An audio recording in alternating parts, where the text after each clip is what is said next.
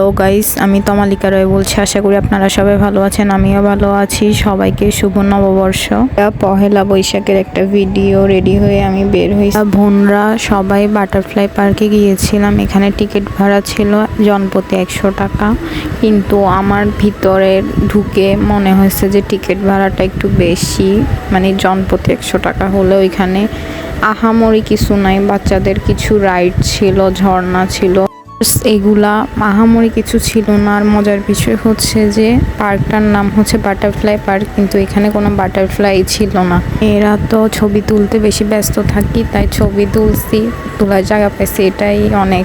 দুইজন আমার মামতো বোন, আমরা 3 বোন কিন্তু একই সেম শাড়ি পরছিলাম। মানে আমার বোন ওর হাজব্যান্ডকে নিয়ে একটু ভিডিও করতে চাইছে, কিন্তু দাদা এগুলা তো অভ্যস্ত না, তাই করে না।